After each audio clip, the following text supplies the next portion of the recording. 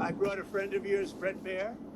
He's here. Brett, how you doing? How are you? What will make a success of this summit today? I can't tell you that. I don't know. It's there's nothing set in stone. I want certain things. I want to see a ceasefire. This is not to do with Europe. Europe's not telling me what to do, but they're going to be involved in the process, obviously, as will Zelensky. But I want to see a ceasefire rapidly. I don't know if it's going to be today, but I'm not going to be happy if it's not today. Everyone said it can't be today, but I'm just saying I want the killing to stop. I'm in this to stop the killing. You know, we're not putting up any money. We're making money. They're buying our weapons, and we're sending them to NATO, and NATO's sending us big, beautiful checks. But that I don't care about that. I care about, it was a big factor when Biden spent $350 billion and got nothing.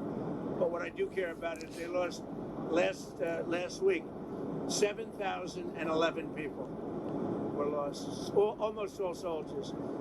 36 people in a town which got hit by a missile, but over 7,000 soldiers. It's crazy. Could you describe a little bit, Mr. President, because I know you've had a lot of phone calls with President Putin. What's the difference in a face-to-face, in-person meeting? Look, he's a smart guy, been doing it for a long time, but so have I. Been doing it for a long time. And here we are, we're president.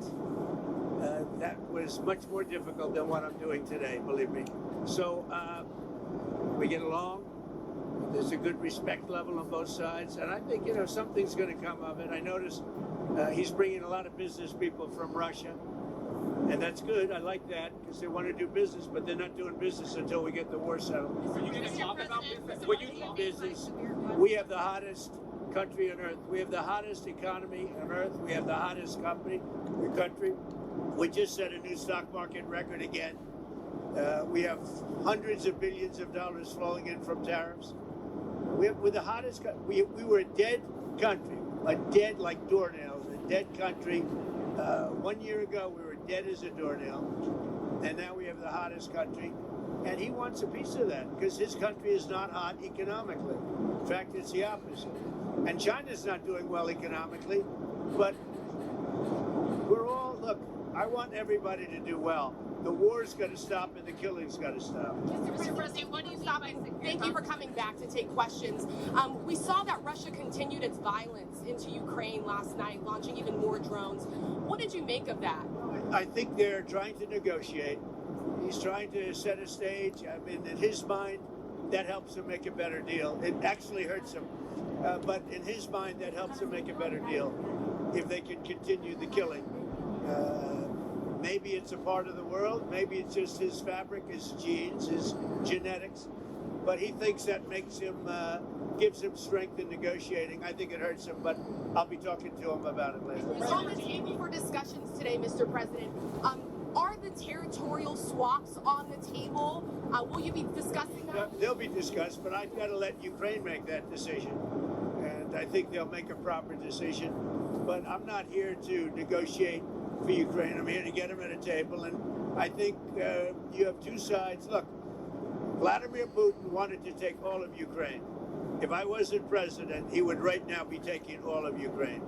But he's not going to do it. Mr. President, what did you think? Just one thing. What about the possibility of the United States providing security guarantees to Ukraine? Maybe. Along with Europe and other countries. Not in the form of NATO, because that's not going to, you know, there are certain things that aren't going to happen. But, yeah, along with Europe, there's possibility of that. You mentioned the number of business people that President Putin is bringing along. Is that something that you want to discuss with President Putin at this meeting? If we make progress, I would discuss it, because that's one of the things that they would like. They'd like to get a piece of what I built in terms of the economy. Just so you know, we were a dead country with our economy. He wouldn't be interested. He wouldn't have been interested a year ago with the Biden economy. But he is interested in the Trump economy because we're doing, wait till you see when those factories start opening up. We have hundreds of factories all over the country, and that includes auto factories, AI factories, and every other. They're all coming in because they want to beat the tariffs. Because if they open here, they don't have to pay tariffs. If they don't open here, they have to pay, in some cases, 200%, 300%. I haven't even set some of the tariffs yet. I'll be setting tariffs next week and the week after on steel and on, I would say, chips. Chips and semiconductors we'll be setting sometime next week, week after. You're looking at what rate? I'm going to have a rate that is going to be lower at the beginning. Then that gives them a chance to come in and build, and very high after a certain period of time. And if they don't build here, they have to pay a very high tariff, which doesn't work, so they'll come and build. Mr. President, hi. You had said earlier. I didn't see you over there. Isn't he a gentleman? He's nice. He's helping me out. He's a very nice. He's one of the few nice ones. Yeah. You had said earlier this week that Putin would face severe consequences if you get the sense from him that he's not interested. What do you mean by that? Economically severe. Yes, it will be very severe. I'm not doing this for my health. Okay, I don't need it. I'd like to focus on our country, but I'm doing this to save a lot of lives. Yeah, very severe. Thank you very much, everybody.